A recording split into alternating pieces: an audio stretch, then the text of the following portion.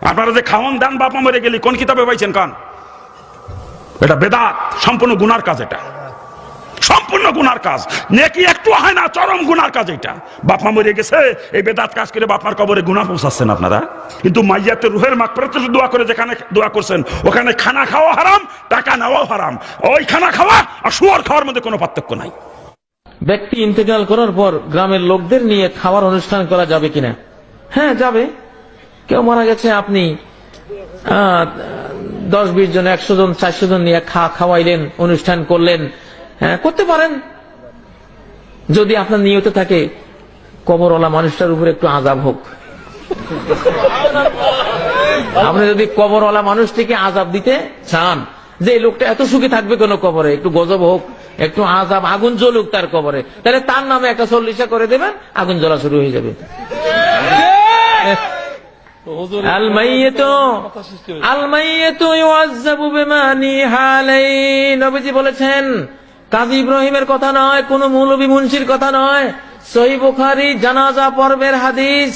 জানাজা পর্বের হাদিসে নবীজি বলেছেন আল মাইয়িতু ইউআযাব, মুর্দাকে আযাব দেয়া হবে বিমা নিহা আলাইহি, মুর্দার জন্য যদি কোনো নিয়াহাত খাওয়ানোর অনুষ্ঠান, শ্রাদ্ধ অনুষ্ঠান কেউ করে, তার ছেলেরা করে, তার মেয়েরা করে, আত্মীয়রা করে, যেই করুক না কেন, তার জন্য যদি তার দাফন কাফন জানাজার পরে এমন কোন অনুষ্ঠান করা হয় আর সে জীবদ্দশা যদি নিষেধ করে না গিয়ে থাকে যে বাবারা আমার মৃত্যুর পরে কোনো শ্রাদ্ধ করিস না, কোনো জিয়াফত করিস না, কোনো নিয়াহাত অনুষ্ঠান করিস না আমার জন্য, যদি নিষেধ না করে গিয়ে থাকে আর ছেলে মেয়েরা যদি এটা করে, তার আযাব শুরু হয়ে যাবে।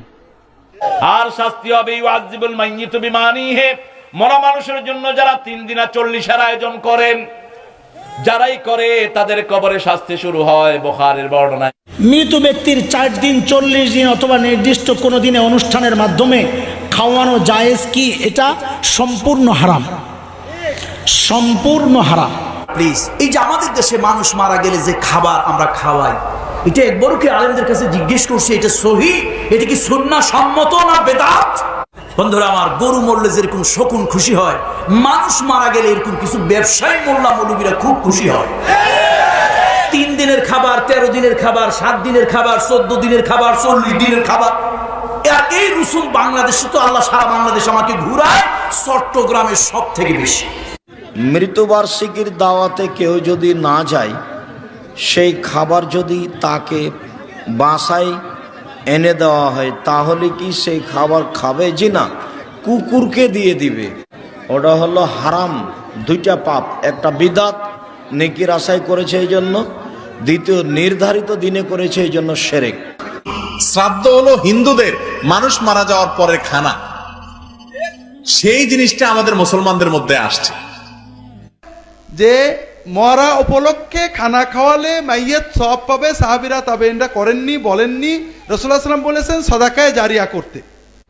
তবে এ সকল ক্ষেত্রে সমাজে প্রচলিত যে সকল কুসংস্কারগুলো রয়েছে সেগুলো অবশ্যই পরিত্যাজ্য। যেমন কুসংস্কার হলো দিন তারিখ নির্ধারণ করে তার জন্য কোনো অনুষ্ঠান করা, 3 দিনের দিন, 4 দিনের দিন অথবা 40 দিনের দিন ইত্যাদি বিভিন্ন নামে বেনামে যেই সকল অনুষ্ঠানগুলি সমাজের মধ্যে করা হয়, এগুলি সবই বেদাত। হ্যাঁ, কোনো মৃত ব্যক্তির জন্য 3 দিন, 40 দিন অথবা 1 বছর পরে খাবারের আয়োজন করতে হবে, এটা ইসলামী শরিয়া সম্মত নয়। মিলাদ বা বৈশাখে যদি কোনো খাবার দেয়া হয়, সেটা কি খাওয়া যাবে? বেদাতি অপশনগুলো, এর খাবারটা ত্যাগ করাটা ভালো। এত ভালোবাসা দিয়েছে সাহাবীরা, সেই সাহাবী ইনি বেঁচে ছিলেন 90 বছর পর্যন্ত। নবীজি ইন্তেকালের পরেও কোনদিন তিনি হাই হোসেন করলেন না, ঈদে মিলাদুন নবী পালন করলেন না। মারা যাওয়ার পরে 3 দিন, 7 দিন, 40 দিন, বছর বছর বের করলেন না। আপনি কোথায় পেয়েছেন এগুলো? এগুলো আবার অনেকে ইবাদত মনে করে করে, না করলে আমার বাবা মনে হয় জান্নাত পাবে না। তোর বাবা এমন জান্নাত পাবে না।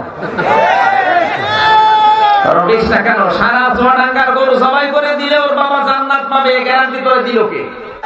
ইবাদত গুলো মানুষ সব বানিয়েছে। লোকটা মারা গেল, কবরে থওয়া হয়েছে, দোয়া করার জন্য কুলখানি করে আর 40 করে। এই যে কুলখানি আর 40 বানেশ্বরে আছে নাই? কোন হাদিসে পাইছেন? কত দেখি আমাদের কোথায় পাইলেন? কুলখানি করা লাগবে, 40 করা লাগবে?